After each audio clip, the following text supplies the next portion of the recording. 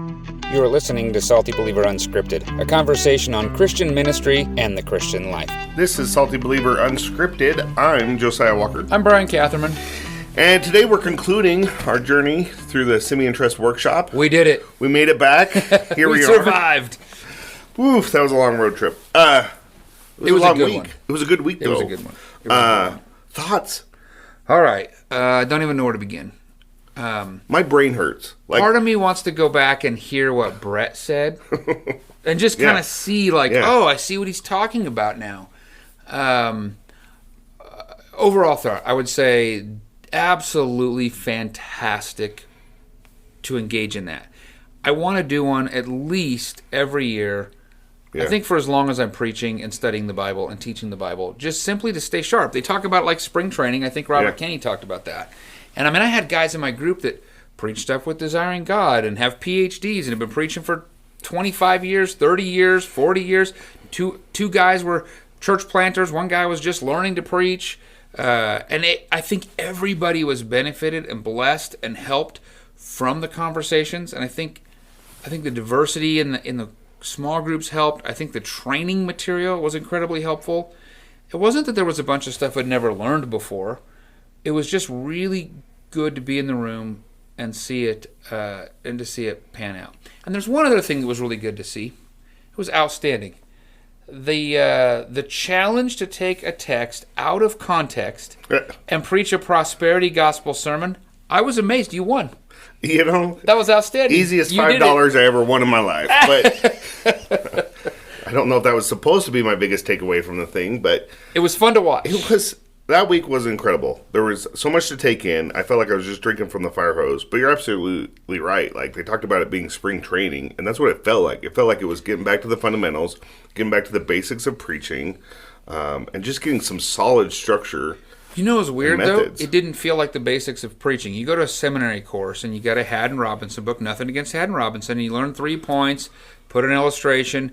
It wasn't that. It was here's structure and foundation of the Scripture, and how does the structure inform this, and how does the historical context, and how does the literary devices that are here, and what tools can we employ here to get to the heart of this, and what's the message of the author, and what's the history of the audience, and how do we do this, and how do we see the on-ramp to the gospel here, and what do we do here, and what's the message you're going to preach? I mean, it wasn't just like, here's 3 ways to do a sermon. It was like, here's how you should read and understand the Bible, and then communicate it. So we didn't even hardly get into like the mechanics of adornment and inflection of your voice. We didn't talk about any of that stuff. Sure. It was really 2 Timothy on steroids. Look at the structure. Look at the meaning. How does this play into here? I feel like I know 2 Timothy so much better because we went through the whole book in workshops and groups. It was great. It was awesome. Yeah, I mean, everyone there, I think, was a pastor, either a lead pastor or like an associate pastor. No, you had those guys that were like, hey, they said when they would do the introductions, I'm just a church member. And everyone's like, there were some church members. Just a church member? I don't think so. And then the next guy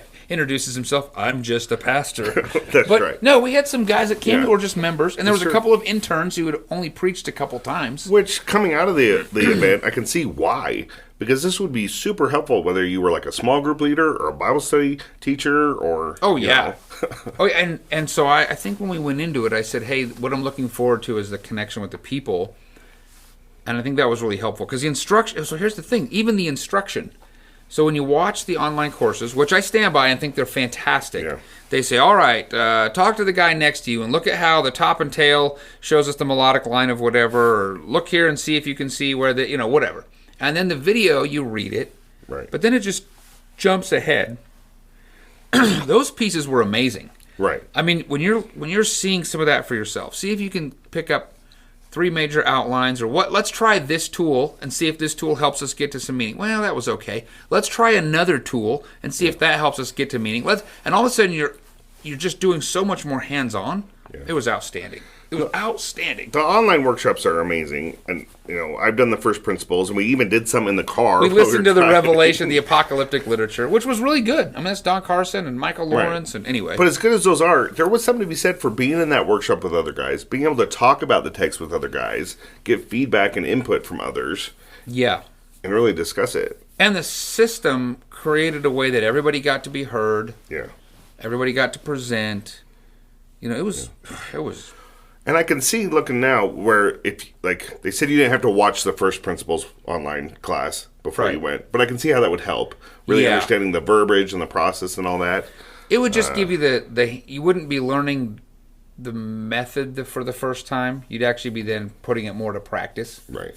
So that would definitely be helpful. Speaking of putting things to practice, the first day, right? You and I had worked on worksheets prior to the event. We got assigned text that we were going to put an outline to. I should have done more work on it too, but I didn't really know what to expect. I was writing a sermon the week before we left. I just didn't have the time, so I kind of spent, not as much time as I should have putting that worksheet together.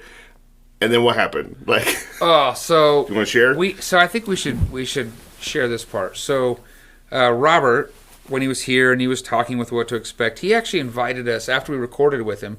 We're really hoping, we'll see what happens, but we're really hoping to maybe put a workshop in Salt Lake City. That'd be amazing. It'd be great. And so he invited us to come down and sit as an observer in the leadership training day. So the day before the workshop. Yeah. And so they went through every text. Yeah. And I think Brett had talked about that too, but they went through all the texts. They actually put into practice what they'd be doing in the workshops, but all with the leaders. Yeah. And all of a sudden we're going, wait a minute. Right. This is way different than I thought it would be. So immediately I'm feeling the burden of, I don't want to present this with my weak sauce presentation. Are you kidding me? And then we learned some things too. Yeah. And so we go back to our Airbnb and we're trying to handwrite new forms. And luckily they made copies for us because we didn't have our computers with us. We didn't have, and so we're trying to edit and trying to change. But I think it's because we wanted to learn. Absolutely. I could have just brought my thing in and said, well, oops. But instead I was like, no way. I want this feedback because it's so helpful. And even if we hadn't gone to that kind of preview day to see how the structure works with their leaders and stuff, the first day alone, because we presented on the second day of the workshop. Exactly, yeah. That first day I learned so much that caused me to want to go back to my hotel room and rewrite things. And I didn't want them to tell me the things I had already learned. Right. I wanted to improve my worksheet and then have them give me feedback again. And you know what I'd really like to do? Honestly, it'd be amazing to go back and do the same ones again. Right. Okay, I've moved the ball this far forward. Now I've moved the ball this far forward. Because that's what this is just continually working through it. I don't think you could ever get to now you've arrived. Right. It's amazing. And that's the common theme throughout all that workshop that they kept saying over and over that I really loved was it wasn't about perfection. It was about progress. Yes. Right? And just always moving the ball forward. So I remember I pulled out, in that first group, my handwritten notes, the photocopies that had been made. And they're like, what'd you do? Did you go home last night and work on this? I'm like, hey, I'm in a hotel room. Just like you said, I want to keep moving the ball forward. So show me more. And they were really helpful and beneficial in that. It was just an encouragement to preaching. I love that you and I, using kind of the same method and pathway they showed us, it's nothing that would counteract anything you learned in seminary. It's just literally, it's just confining yourself to the steps before you move to the next step. Right. That's all it really is. Let's start here, then this will lend itself to here, this will lend itself to here. And I think the order is so helpful. So we did that in the car. Yeah. I'm preaching out of Acts. I just did it. I preached this Sunday, but we were driving back. And I said, let's just walk through the steps in the text that I'm preaching. And in 20, 30 minutes, it just opened up so much of the scripture because you're sort of limiting your view. So instead of being distracted by everything, dial in on this and see if the tool unlocks something. Nope, not really. Let's see if this tool helps us get to something. Yeah, kind of. Oh, here's a tool that really helps. The next thing you know, you're like, oh, nope, I see where we're going. And then the whole thing just flowed out. And the sermon, so... what was Sunday's date? What was yesterday? This Sunday was the 30th. Okay, so if you want to see the outflowing of that, you can just go to Redeeming Life Church, January the end of 28th or 29th, whatever it is, the last Sunday of January. I'm so lost in the date now. It's blurring together. It was the 28th. The 28th. It's in the When the Gospel Goes series, and we preached Acts 14, the last part of that, and you can see what happened. But we're just outflowing. You can see the sermon; it's not perfect. Right. And you didn't write the sermon in 30 minutes, but you got the structure, you got the skeleton, you got the format. Yeah, we didn't even write the sermons really because we were in the car in the groups.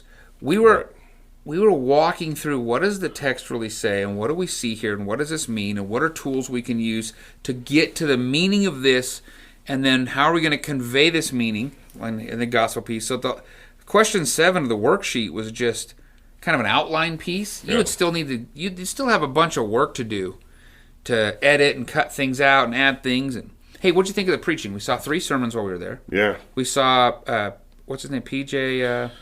PJ Tabayed. He was the pastor of the host church. We sat under his preaching. And Romel Williams, one of the instructors. Yep. And Robert Kinney. Robert Kinney. What'd you think of him? They were phenomenal. Yeah. No, great sermons. 30 minutes. Very punchy, and it just flowed nice.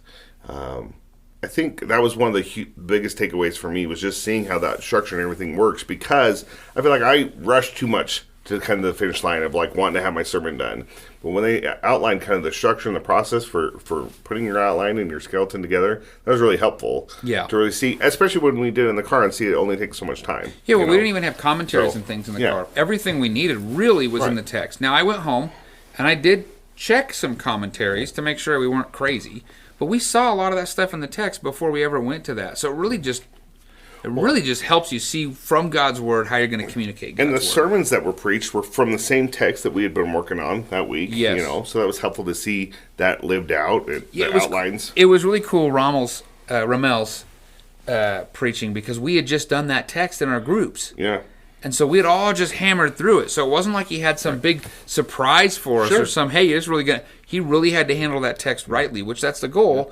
And you went, oh, okay. And then you kind of see, oh, there's a lot of different ways this could have gone. He went with this. He went over here. Yeah. But we had been all working in it. So it's just great.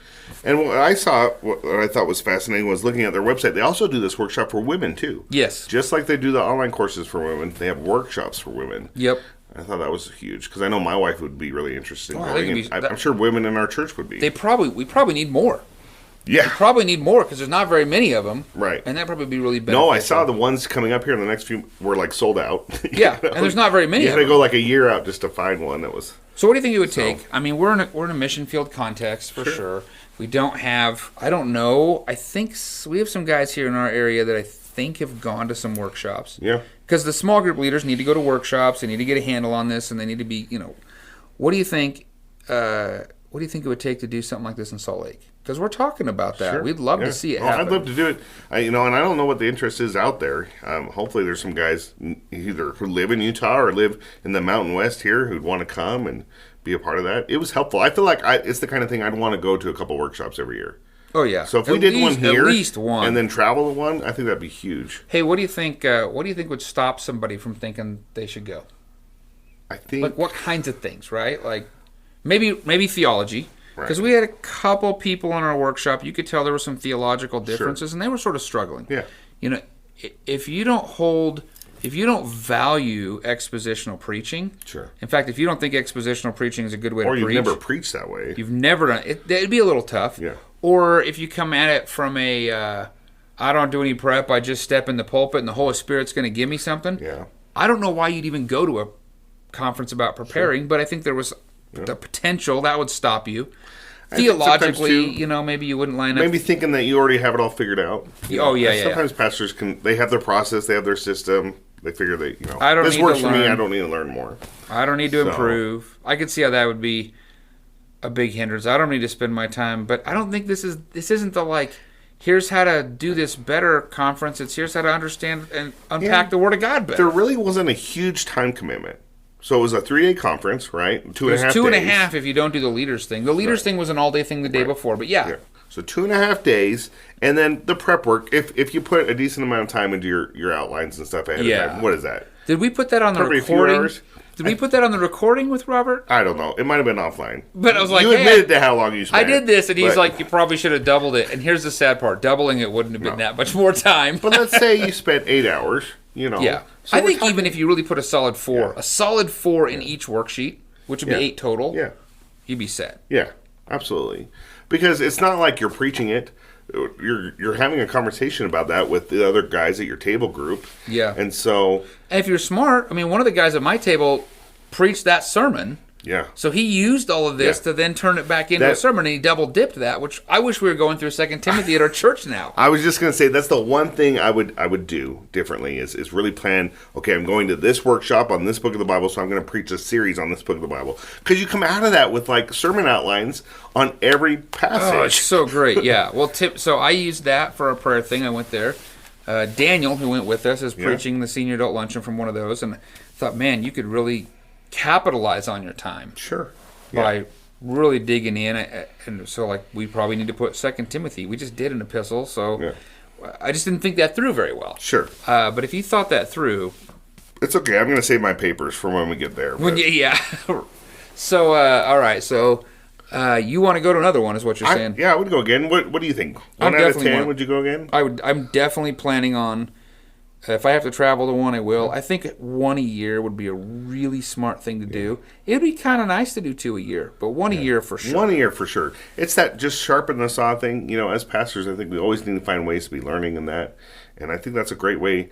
1, not to just meet other guys and be encouraged by other guys. 2, sit under some preaching. As pastors, you don't always get to sit and hear a sermon. You know, and also get some reps in. Get some hits at the batting cages. You know what I would like? So, the guys in Southern California, most of those guys were all connected through the LA Shepherds, Shepherd LA. Shepherd LA network or whatever. So all those guys knew each other. Sure. Most of them, even across, there was Presbyterian guys and Baptist guys and just some different all kinds of different stuff. They all knew each other. There was a guy from Fundamentals back. I mean, there were just lots of different. But they all seemed to be, for the most part, a couple guys had come in from pretty far, but a lot of those guys knew each other. I don't think it hurt us not knowing all of them. No. But I think there's more value, and this is what Brett talked about in the recording too. I think it'd be great to have one close, if you could, so that you could connect with those guys a couple times a year outside of that. I mean, I heard people say, we share worksheets. We send them to each other once in a while, or we evaluate each other's preaching, or we get together. Like, they get together. I think there'd be so much value in just having the ability to kind of create a regional cohort to talk about preaching and work through the texts together and stay sharp. Yeah, because that's kind of, I think, the follow-up piece that Brett was alluding to. Yeah. You don't necessarily need follow-up from the guys at Sing and Trust, but some follow-up with your other brothers. Like, if I have a guy that I could send that paper to and say, hey, will you look at this? I'm struggling with this text. It wouldn't take 10 minutes to look at somebody's outline. Right. And give them some feedback. Because they did limit them to one sheet front and back. It wasn't hard. No. So I think that would be pretty cool. Like, I think that's why it'd be really nice to have something local, is the potential for doing something more. Yeah. And I think that's what those guys in Southern California are doing. So while, they get lots of requests and they have the potential to go lots of places and things are limited, I'm hopeful we could put one here. Yeah. And then I'm hopeful that some of the people here might, maybe you do a cohort not at the workshop, because the workshop crosses all kinds of denominations, but maybe you have a local association or some sort of maybe the Salt Lake School of Theology could have their own little cohort thing kind of on the side. Like, there's things that could happen, which I think would be incredibly beneficial. But to answer your question, I'm planning on doing another one. I wanted to turn around and do one. There's one kind of close, but it's next month. I can't do it. Don't unpack the car yet. Let's go. It's still not that close. It's a long haul to get. It's closer than where we went, but not much closer. Not much. So. Yeah, that's tough. Yeah, I think it was a good use of our time. It was a great trip. Yeah, so, I liked it. Helpful. I liked it a lot. I don't know if any of the Simeon Trust guys are listening, but I'm sure they are. Thank you. Are you? You're definitely sure they are. No, I appreciate those guys. There's a lot of work that goes into making that happen, especially across the country. What did Robert Kennedy say there at the beginning? Like, they had started with like one conference or something, and now they've got like 100 a year. So, no, more than, might be more than that. And they're in other countries and all over, but he's like, it's amazing to see how this is, over the last 20 years, really expanded. I mean, partly due to the sort of the resurgence of expositional preaching, but it was really great, man. Yeah. It was really great. Well, and here I thought all the work was done, but if we're going to try to get a workshop going here, I guess the real work begins now. Well, maybe. I mean, I really hope we do, and who knows what'll go into that, but...